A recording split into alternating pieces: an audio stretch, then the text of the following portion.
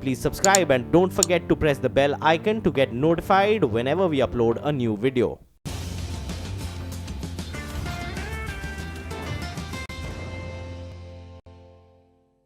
I have with me Mr. Chidambaram, former Finance Minister, and I've caught him at the Tata Literature Festival, where we just had a clash of the titans, as it were, with Mr. Chidambaram and Dr. Y.V. Reddy, former Governor. Mr. Chidambaram, thank you very much for sparing time for us. Well, the most important event that has happened apparently is Moody's upgrading India. Do you think that this is something which is overdue and that there is good reason for them to upgrade India? Well, I don't think it's the most important event. It's a happy occasion, but I don't think we should get carried away.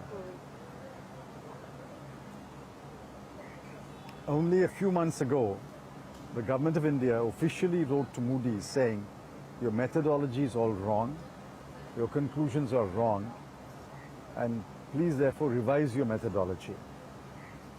And today they are basking in the upgrade. Upgrades don't happen depending upon what happened in the last 3 weeks or 3 months. Upgrades happen over what happened over a long period of time. So I think we can be happy, but there's no reason to be boastful, because the very upgrade document cautions that if our debt burden increases and if the bank NPA problem is not resolved, there's a potential downgrade. Therefore, while I'm happy, I don't wish to join the chorus and boast about it. No, but the first paragraph of the reasons for the upgrade pointed out to the fact that there is a bankruptcy code, that the GST will eventually, hopefully, bring more people into the formal system and the tax system. You don't see these as positives which will create a higher tax to GDP ratio and a banking system that will work, that will be able to seize bad assets? Oh, these are, provided they are implemented properly. The GST is a positive. It would have been a very strong positive if it had been implemented properly. But you messed up the GST implementation. Likewise, the IBC is a good law. We all joined in passing it in Parliament. But if you mess it up, as I think they are, it's not a positive. Oh, please. The bank recap is a positive idea, but I still don't know where they're going to find the money and how they're going to do it. And as I pointed out in a column, bank recap has to be accompanied by a whole host of reforms. Therefore, while these are positive, I want to underline that the Moody's itself has pointed out that they will watch out for how it's being implemented. I'm worried you're saying the bankruptcy code is messed up. I thought that was one piece that may be working. But I'll come to that. I'll tell you the example. Yeah. There were a couple of cases of real estate builders which went to the IBC, but they got stalled in court. The court has pointed out that the home buyer's credit to the builder was much larger than the bank's credit. Yet the home buyers have no representation in the creditors committee, and in the waterfall they come last.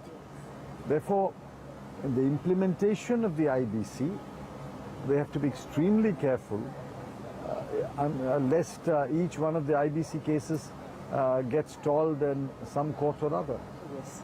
Yeah, we have to keep our fingers crossed, and I guess need all the help from legals and judges and political leadership. But about the GST itself, you will have to admit that there have been course corrections, and the deficit, the states themselves, the J&K Finance Minister was on our channel saying that the deficit from what they estimated is coming down. So probably things will pick up. What Anything will doing have. Now? They're unscrambling a scrambled egg. But why did you scramble the egg first, in the first place? We had cautioned you in Parliament, don't keep any rate above 18%, except for the couple of so-called sin goods. But they were adamant. They were adamant and put something like 280 items in 28%. When we had cautioned them, the CEA's report cautioned them saying the R&R, the revenue neutral rate, is 15 to 15.5. And it should only have an R&R minus and an R&R plus. It's not as though good advice was not available. Good advice was available. You brushed aside the good advice, broke the egg, tried to make scrambled eggs, and now you're trying to unscramble the scrambled egg. Who's paying a price for that? So, but at least do you feel confident, I mean, and you travel the country widely, that the 5.6, 5.7 is a troughing out, and now things are definitely on the mend? I don't know. I hope that 5.7 is the bottom of the slide. The figures for July, August, September will come on November 30. It's possible that 5.7 will now be replaced by or succeeded by 6.1 or 6.2. I'll be very happy if India grows. But the decline in 6 quarters, the decline in the growth rate in 6 quarters should have sent alarm bells on the government. Government didn't wake up. We tried to wake up the government, but they refused to wake up. Therefore, let's wait for the 7th quarter. I hope the 7th quarter is better. If the 7th quarter is better, then the government must remain alert to ensure that there is no further slip-up. Well, the final point you pointed out was bank recap, and looks like there the government has woken up. They have at least proposed this recapitalization plan. Now, the cry everywhere is that the taxpayers' money goes, but the banks again get back into the hole. So, as a person who has been there, done that, what would you suggest would be a way that you seminally reform public sector banks? See, it's for government to tell us where we're going to find the money. From what I gather, banks are flush with money. Government will issue bonds. Banks will invest in the bonds. And then that money will be given back to the banks as equity. Yeah, like your 94 scheme, 1994. Well, that was on a very modest scale, Yes. 5,000 crore. We are now talking about over 2 lakh crore. So I think the scale makes a big difference. If you make a mistake in 5,000 crore, it's a small mistake. If you make a mistake with over 2 lakh crore, it's a huge mistake.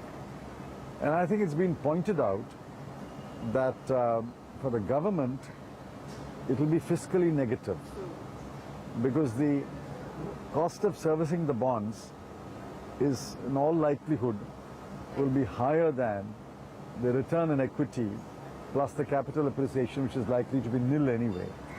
So it will be fiscally negative for the government. So do they have a better plan? I don't know. Can they raise money from other sources? I don't know. So it's really, as I wrote in a column, it's robbing Peter to pay Peter. You're taking money from Peter and putting it back in Peter. You're converting debt into equity. Now, I wish it works, but it is fiscally negative. But if they were to propose that some banks could be privatized, would the UPA, would you as an intellectual support it? Personally, yes. But I don't know my party's position on that. Nor do I think that the mood of the country is all public sector banks should be privatized. You heard Dr. Reddy say that we must still have some public sector banks. So I don't think the government would propose privatizing all public sector banks. No, they haven't even said one, Yeah. but I'm just asking. But if a few public sector banks will be privatized, even while the government will keep a few of the bigger, better performing public sector banks, I would welcome it. I mean, that's part of the reform process. Okay, thank you very much, Thank you. Mr. Chidambaram. That's a major agreement by Mr. Chidambaram that perhaps some reform of public sector banks will get broad-based political support. Thank you, sir. Thank you.